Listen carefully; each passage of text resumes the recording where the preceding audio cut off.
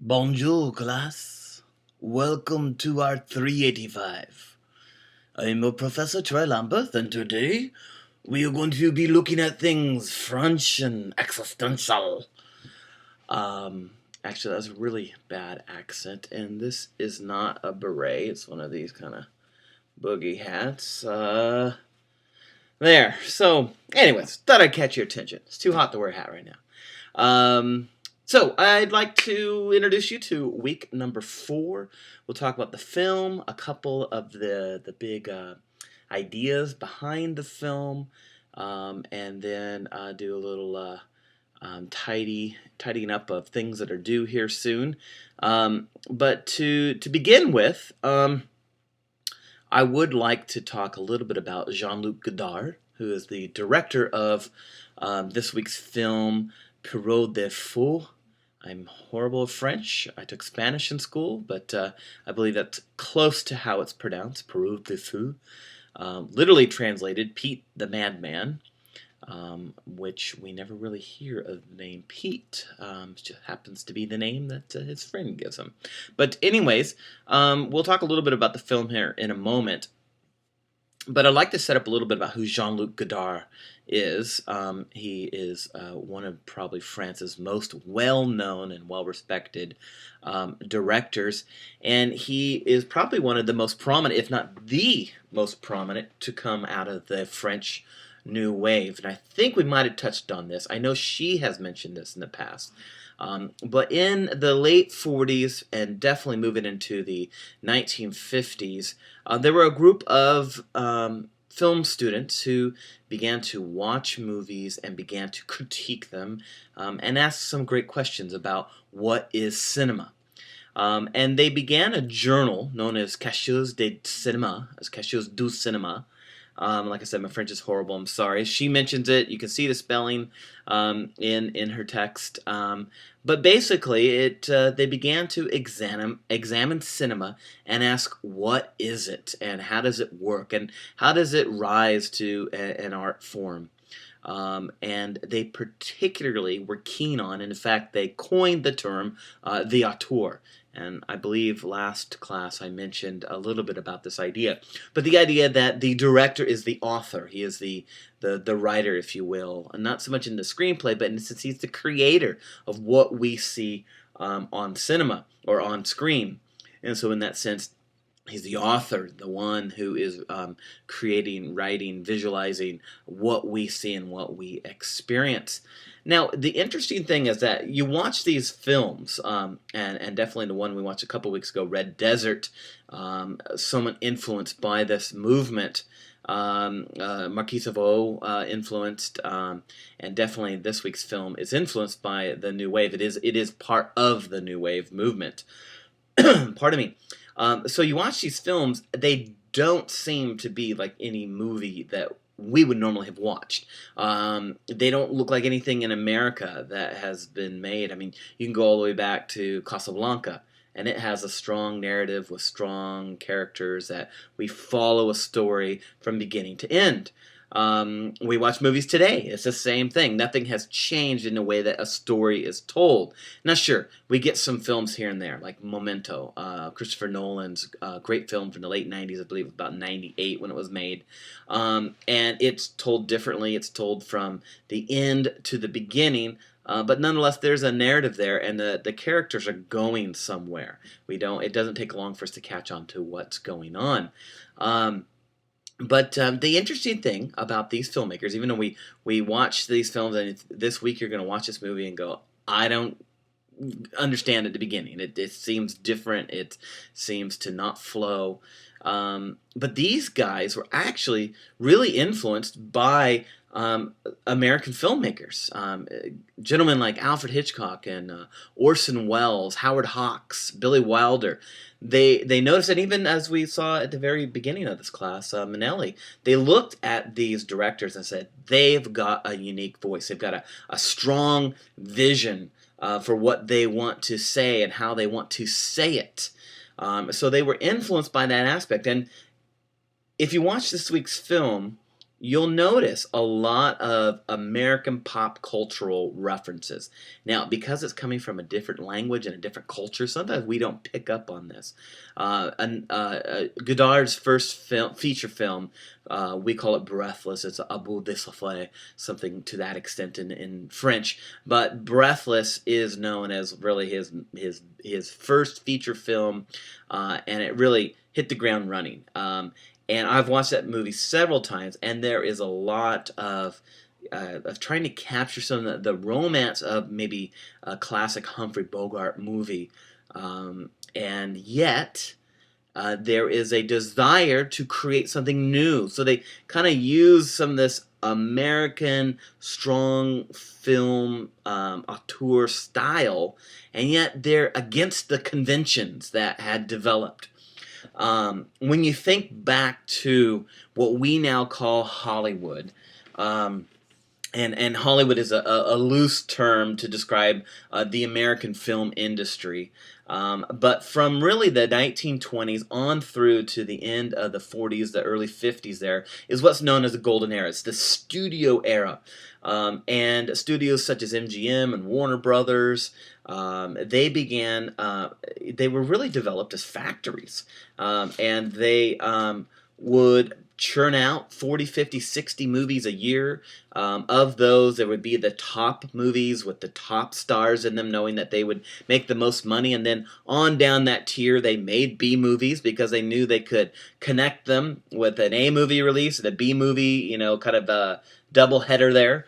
And they even made really low grade C movies just to make money. Now, what these men from Cachulas de Cinema noticed was that some of these directors rose to the top. They were the cream of the crop, and they had the ability to have a unique voice even within this system. Now, within this system, conventions that we are used to this day were formed, such as, here are a couple things. Well, one term is called invisible editing.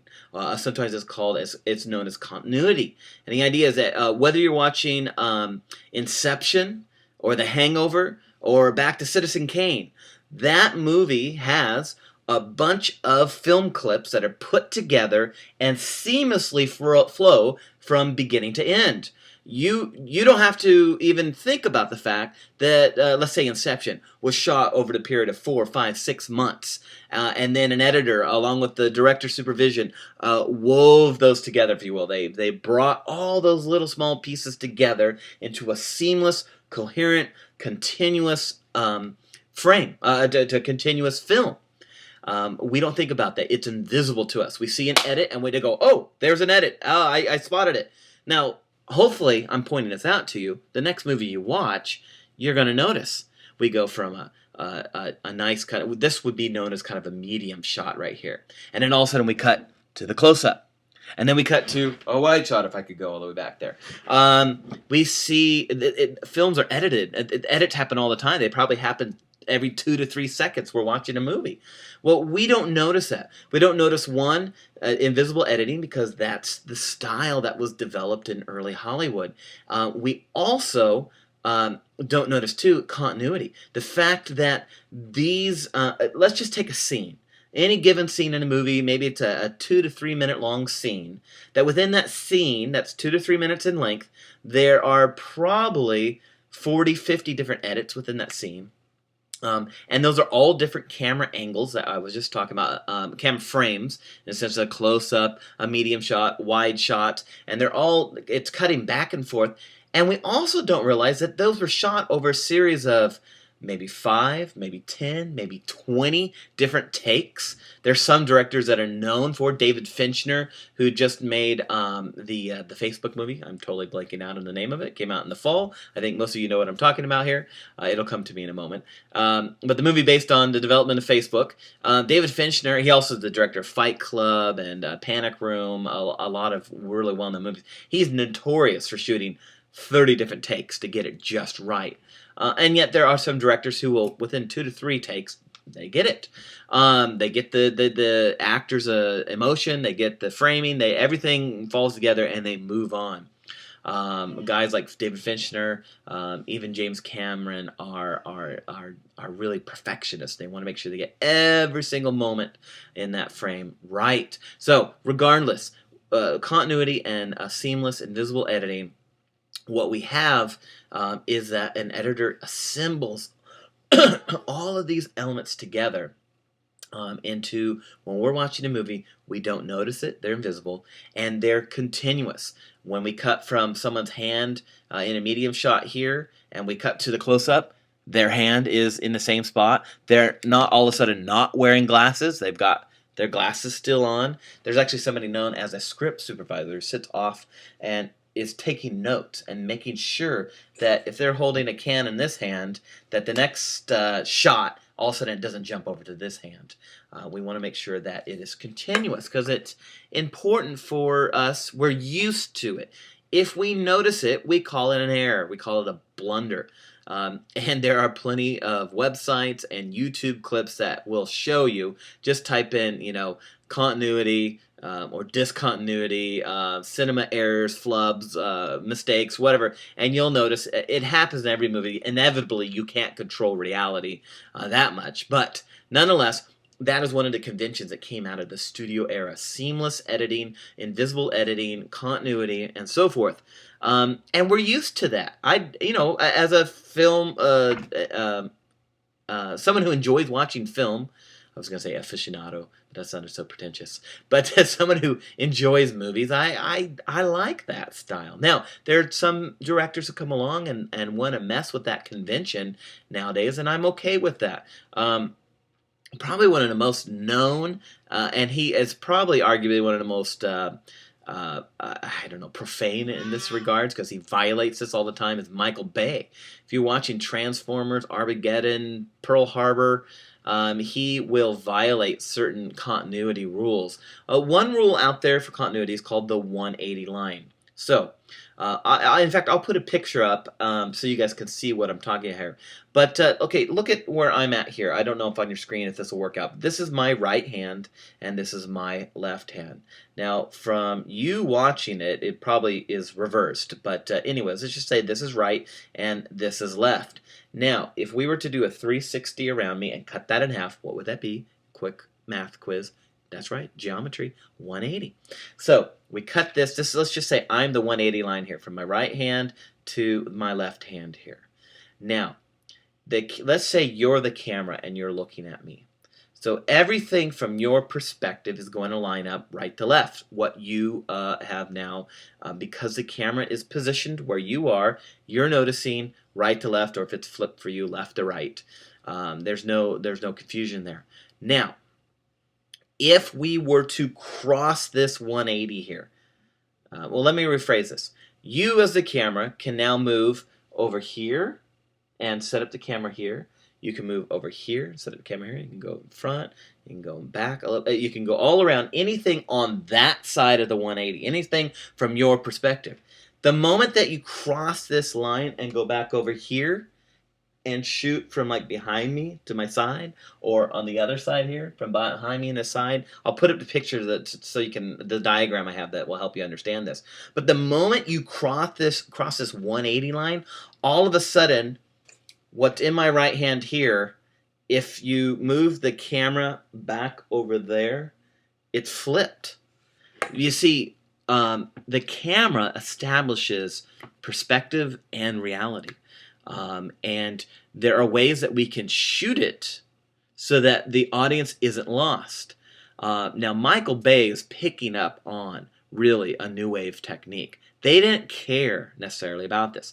Now, the film you watch this week, you'll notice for the most part he kind of followed these rules. But there's times when they get violated.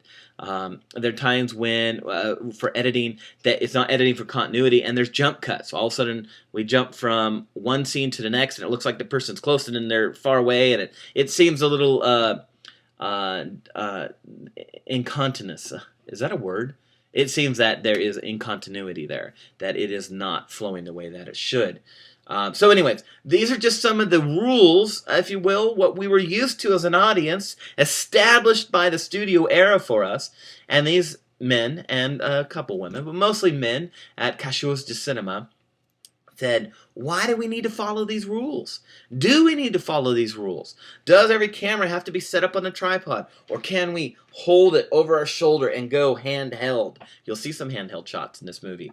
Particularly, if you go back to Jean-Luc Godard's Breathless, the entire movie is almost shot handheld. The entire movie is almost shot on location. If you noticed, most of the the golden era films of Hollywood, they're shot on set. The New Wave wanted to capture a little bit more of that reality, the cinema verte, in a sense that the life, and so they would be on location. And in fact, the movie Pierrot the Fool is actually almost all shot on location. And the lighting, if you just heard that, that's my little boy, 2 weeks old there. I'm going to try to show you guys him when we're done at the end of this, but he just made a nice noise. But so anyways, the filmmakers here, the Cachoeira de Cinema, the New Wave, really wanted to ask questions about how can we violate, not necessarily violate, but how can we break these rules? How can we use cinema in an artistic way that would evoke emotion, that would tell a story, but it would be different than what we're used to. Also, you'll even notice a character aside, kind of breaking the fourth wall where the character all of a sudden is talking to the camera. You did not see this in a traditional Hollywood film. And yet in the movie this week, you'll see, particularly in a car sequence, he'll turn around and he's talking to the camera. And she goes, who are you talking to? And he goes, the audience. Whoa, whoa, whoa, whoa, whoa, whoa, whoa. Here, we just violated the fourth wall. Whether you're from theater or cinema, you never address the audience directly. You exist as if you're in your own world that you're created. And the moment now that we're talking to the audience, well, you've blown it.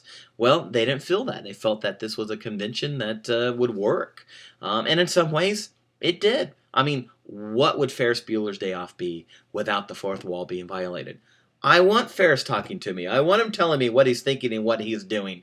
And we can almost link John Hughes' Ferris Bueller's Day Off to the New Wave here. We can link Michael Bay and his violation of continuity and the 180 line to the New Wave. And yet those movies are still fairly traditional movies, but it's men out of the New Wave, directors, auteurs, who are challenging, who are stretching, who are trying to see what works and what doesn't work, what's experimental, yet in a way that the audience could be brought along with it.